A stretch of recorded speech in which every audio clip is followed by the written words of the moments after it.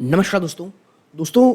जिस स्टॉक के ऊपर आज मैं चर्चा करने वाला हूँ वो स्टॉक जहाँ बाज़ार आप कह सकते हैं जो निफ्टी है वो अपने ऑल टाइम हाई के आसपास ट्रेड कर रहा है और ये स्टॉक में एक भयंकर गिरावट देखने को मिल रही है। और वो जो गिरावट है वो बहुत ज़्यादा मैं कहूँगा आश्चर्यजनक इसलिए लग रही है क्योंकि स्टॉक एक समय में काफ़ी अच्छा जंप दिखाया। आप देखें यहाँ पे तो पिछले एक साल में देखेंगे आप तो स्टॉक निचले स्तरों से एक समय काफ़ी अच्छी तेज़ी दिखाया। फिर जो गिरावट शुरू हुई ये कभी भी पूरी तरह से रिकवर नहीं कर पाए। एक बार आप ये जोन देख रहे हैं, यहाँ कुछ ऐसा लगा था कि यहाँ से अब ब्रेकआउट आएगा, लेकिन फिर वापस से गिरावट आई और स्टॉक वहाँ से रिकवर ही नहीं कर पा रहा है।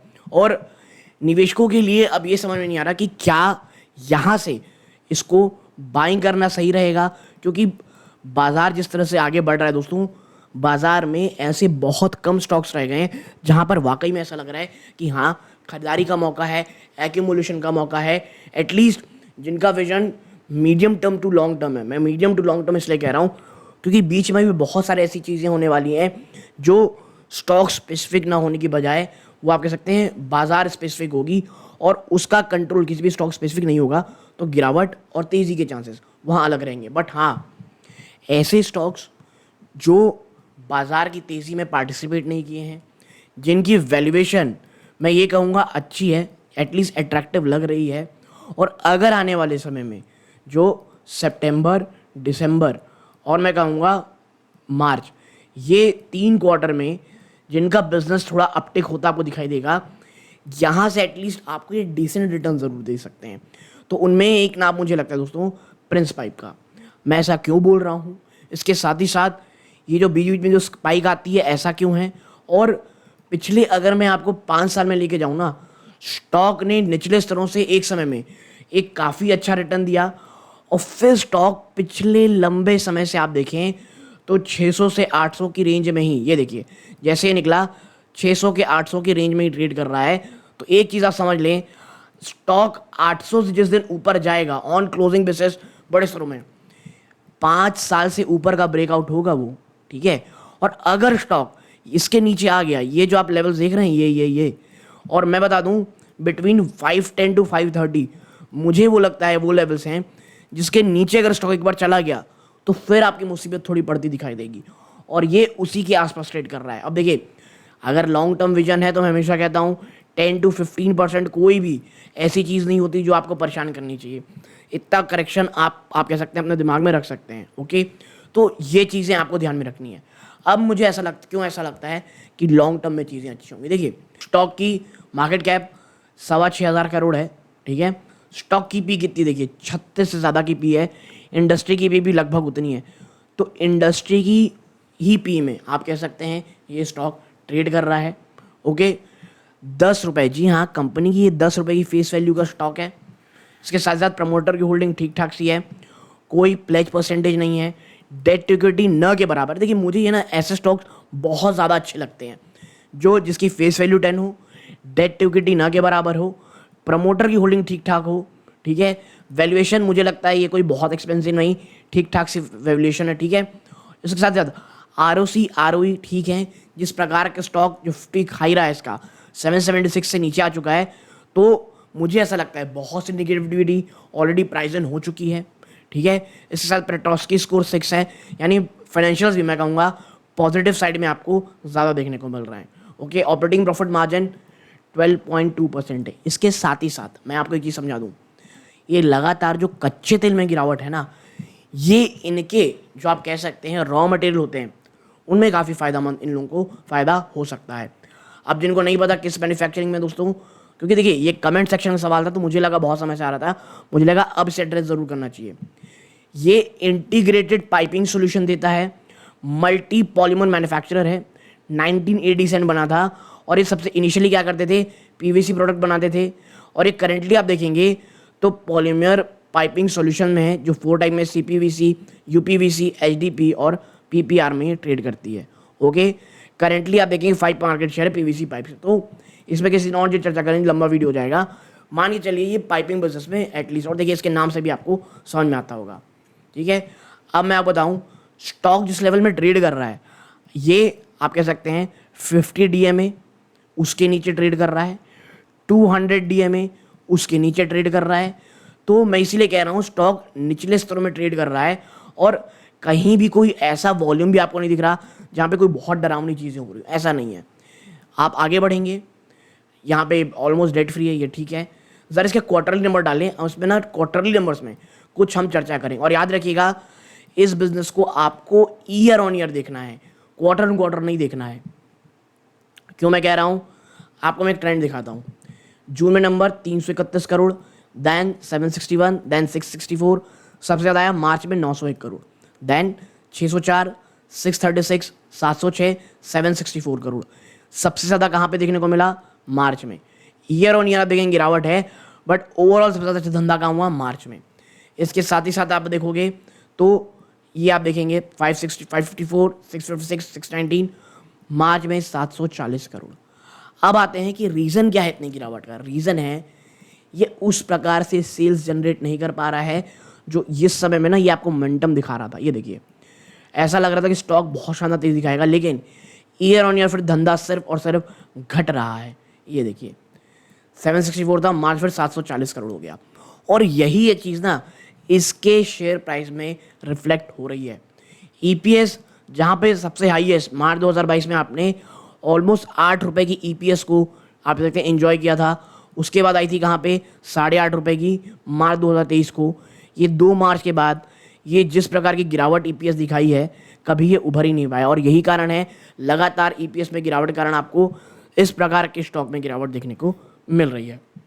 ठीक है, और जो मार्च का क्वार्टर है, मैं आपको फिर इसीलिए कह रहा हूँ, जो मार्च का क्वार्टर आने वाला है अगर वो एक अच्छा साबित होता है तो फिर एक बड़ी तेज़ी, क्योंकि ऑलरेडी बहुत सारे इश्यूज प्राइजिंग है, और अगर मार्च में इस बार आपको स्टॉक 740 करोड़ से ऊपर 55 करोड़ के नेट प्रॉफिट से भी ऊपर आपको बिजनेस करते दिखाई दे और ईपीएस कहीं है 6 रुपये के ऊपर ले जाए, तो फिर कुछ आपको इसमें बड़ा रिवाइवल देखने को मिलेगा, ऐसा मुझे लगता है। ये मैं मिनिमम बात कह रहा हूँ।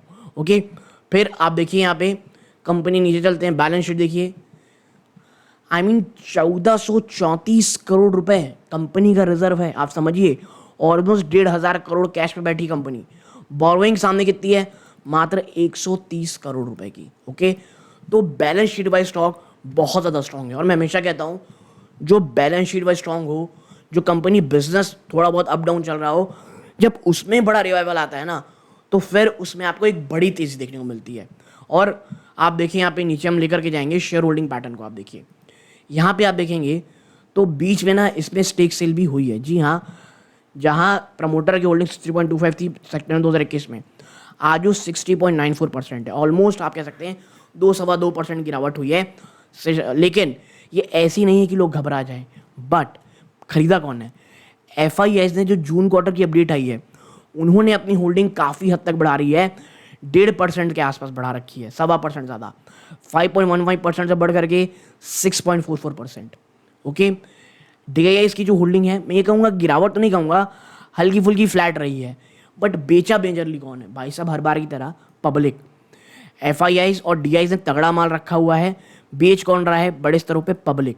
और मुझे ये लगता है कि ये चीज़ें जारी रहेंगी और मार्च क्वार्टर के आते आते आपको स्टॉक में एक बड़ी जंप देखने को मिलेगी, ऐसा मुझे पर्सनली लगता है। ओके, और इसके साथ ही साथ अगर मैं आपको बताऊं जो एफआईआई की होल्डिंग में कैसा नाम है, आप यहाँ पे देखेंगे गवर्नमेंट पेंशन फंड 2.49% जिसने अपना स्टेक बढ़ा रखा है। डीआईआई में आप देखेंगे तो मेरा एसेट का तो ऑलमोस्ट 10% है, almost. DSP small cap fund 4.49। देखिए ये जो फंड है ना ये एक्टिव फंड है, ऐसा नहीं कि ईटीएफ में कोई खरीदारी कर रहा है या इंडेक्स फंड में खरीदारी हो रही है। फिर आदित्य बिरला सन लाइफ में इसमें खरीदारी है, तो फंड हाउसेस ने भी अच्छी खासी होल्डिंग कर रखी है। इसके साथ ही साथ पब्लिक की होल्डिंग अगर आप देखोगे तो मधुलिका अग्रवाल जी, उनका 1.25% है। अब अगर बात करें कि बैंक या कंपनी क्या कह रही है इस चीज़ों में, तो देखिए कंपनी एक नया प्लांट लगा रही है। कहाँ पर? 1 मिनट। कंपनी एक नया प्लांट लगा रही है बिहार में। Construction of the Begusarai plant is on track, aimed at catering to grow demand in East India. East India में अपनी डिमांड बढ़ाने के लिए कंपनी बेगूसराय में प्लांट लगा रही है, और जैसे ही प्लांट लग जाएगा सिग्निफिकेंट एनहेंसमेंट होगी इनकी प्रोडक्शन कैपेसिटी में। ओके, इसके साथ ही साथ अगर आप जानना चाहते हैं भाई इंडस्ट्री आउटलुक के बारे में, अगर आप देखना चाहेंगे तो कंपनी इस बारे में कहती है कि जो यूनियन बजट आया ना उस पे इंफ्रास्ट्रक्चर डेवलपमेंट और एग्रीकल्चर को लेकर के बहुत ज़्यादा बातें हो रही हैं और एमएसएमई को सपोर्ट किया जा रहा है। और जो भारत सरकार की जो इनिशिएटिव है आवास योजना 2.0 और इंडस्ट्रियल पार्क ईस्टर्न इंडिया में, वो बहुत ज़्यादा सहायता करेगी दोस्तों। और मुझे लगता है कि नो डाउट ये चीज़ जो है एक काफ़ी पॉजिटिव खबर निकाल के आएगी इन जैसे कह सकते हैं आप कंपनीज़ के लिए। ठीक है, कंपनी कल थोड़ा नीचे चले, फ्यूचर एक्सपेंशन प्लान की चर्चा हुई है। चैलेंज और मार्केट डायनामिक, देखिए जो सॉफ्टनेस देखने को मिल रही है ना डिमांड में वो एन के क्वार्टर में, लेकिन देखिए वो मैंने हमेशा कहा है इलेक्शन ने इंफ्रास्ट्रक्चर में बड़ा नेगेटिव असर किया होगा, हीट वेव ने बहुत ज़्यादा असर किया है। इसके साथ ही साथ जो थोड़ा इंफ्रास्ट्रक्चर का वर्क होता है क्योंकि मार्च हाईएस्ट जाता है तो जून क्वार्टर थोड़ा सीजनली वीक होता है, बट लॉन्ग टर्म में बुलिश है। Strong last mile demand support है दोस्तों, वो बहुत फेवरेबल है। ठीक है, जो पीवीसी प्राइसेस में है ये इतना बड़ा फैक्टर रहा बीच में दोस्तों, पीवीसी प्राइस का नीचे गिरना, बट अब वो स्टेबलाइज हो रहे हैं जो डिमांड को बूस्ट करते आपको दिखाई देंगे। इसके साथ ही साथ जो बाथ सेगमेंट है दोस्तों कंपनी आई है उसमें लगातार लॉस कर रही है और कंपनी ने 4 करोड़ का बाथवेयर डिवीजन में लॉस बुक किया है, बट मैनेजमेंट ये एक्सपेक्ट कर रही है कि भाई आने वाले समय में यहाँ से कुछ अच्छा आएगा। लेकिन मैं बता दूँ आपको बाथवेयर सेगमेंट में उतना ज़्यादा बुलिश नहीं हूँ, मुझे लगता है बाथवेयर सेगमेंट अभी भी थोड़ा बहुत लूज में रहेगा। ओके, कंक्लूजन क्या है, देखिए मैनेजमेंट जो है ना वो काफ़ी हद तक ऑप्टिमिस्टिक है फ्यूचर को लेकर के, और जो फोकस है उसका वो वॉल्यूम ग्रोथ में है और जो अपना जो स्ट्रैटेजिक अप्रोच है उसे बढ़ा करके प्राइस और मार्केट शेयर को मेंटेन रखना है। कंपनी इसके साथ ही साथ जो इसकी जो स्ट्रैटेजिक पोजीशन है उसको लेवरेज करना चाहती है और जो पाइप और फिटिंग में इसकी ग्रोथ अपॉर्चुनिटी है उसको बढ़ा के दिखाना चाहती है। और क्यों, जो कैपेसिटी एनहेंसमेंट होने वाला है, जैसे मैंने आपको कहाँ बताया था दोस्तों, बेगूसराय में जो उनका प्लांट लग रहा है उसके कारण। तो ओवरऑल आप देखेंगे तो शायद शॉर्ट टू मीडियम टर्म में आपको थोड़े इशू देखने को मिले, बट जिस लेवल में प्रिंस पाइप मिल रहा है, और मैं आपको बता दूं प्रिंस पाइप के स्टॉक के बारे में वीडियो इसलिए नहीं बनाया था, काफ़ी लंबे समय से स्टॉक काफ़ी ज़्यादा चल चुका था, बट इन स्तरों से प्रिंस पाइप अगर आपका, फिर मैं भी कहूँगा vision short to medium term का है, मैं ये कहूँगा आपसे आप इसे एक्यूमुलेट कर सकते हैं।